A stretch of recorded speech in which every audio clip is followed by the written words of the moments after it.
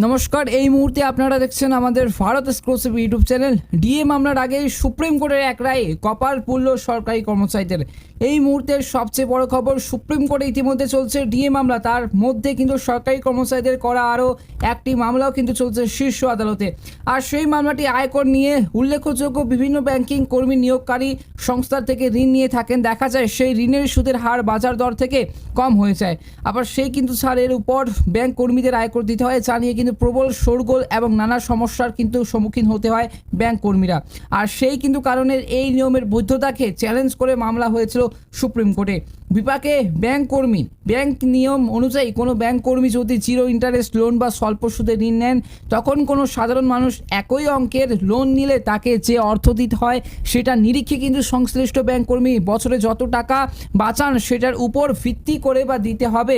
আর সেই অনেক আইনকেই কিন্তু চ্যালেঞ্জ করে অল ইন্ডিয়া কনজিউমার বা all India bank officer confederation এবং বিভিন্ন ব্যাংকের কর্মচারীদের ইউনিয়নের তরফে কিন্তু মামলা জারি করা হয়েছিল এবং মামলা রুজু করা হয়েছিল।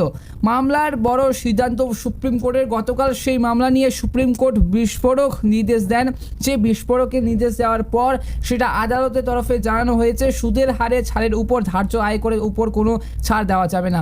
অর্থাৎ সুপ্রিম কোর্ট জানিয়েছে ঋণের সুদের হার এবং ব্যাংক কর্মীদের যে ছাড় দিতে থাকেন সেই ছাড়ের কিন্তু উপরে যেমন আয়কর দিতে হচ্ছে তেমনটাই দিতে থাকতে হবে তাদের।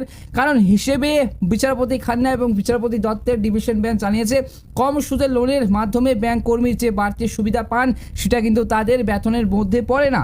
এবং সেই অর্থাৎ ব্যাংক কর্মী যেই বেতন পান তাছাড়াও কিন্তু ঋণের ক্ষেত্রে কিন্তু বাড়তি সুবিধা পেয়ে থাকেন তারা, যা ব্যাংকে কাজ করেন বলেই কিন্তু সেই সুবিধা পেয়ে থাকেন।